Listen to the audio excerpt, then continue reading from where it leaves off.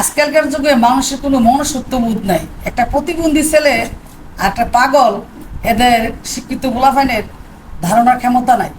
কিভাবে একটা প্রতিবন্ধী ছেলেরে কাটাচার মধ্যে কুচি কুচি করে মারলো, একবার ভাবলো না যে মানুষটা কি যদি বা সুস্থ সবল হইতো তাইলে বলতো যে ভাই আপনি আমারে মারেন কেন, আমি কি করছি? যেহেতু লোকটা একটা কথা বলে নাই, সেই লোকটার কিভাবে এই মানুষে মারলো? মারার তো কোনো রাইট নেই। যত বড় অন্যায় ই করুক, তার জন্য বিচার আছে, আইন আছে, আদালত আছে। মানুষই কেন মারবে? আজকাল মানুষই নেই এই দুনিয়াতে। আর আর কেমনি কি করতাম? আমার একটা ধরেন এই ভিডিওটা দেখে এত আমার পর্যায়টা খালি খাবত করে উঠছে যে আমার আমার ঘরে একটা এরকম পাগল আছে, দেখতে শুনতে ভালো, অথচ সে কথা বলতে পারে না ঠিক মতো, সে ঠিক মতন ঘরে থাকে না, রাস্তা রাস্তায় ঘুরে।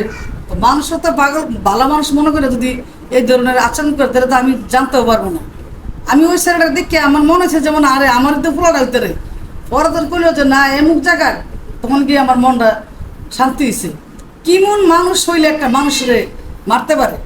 একটা কচু কাটতো মায়া লাগে, কিন্তু একটা মানুষ মারতে মায়া লাগে না।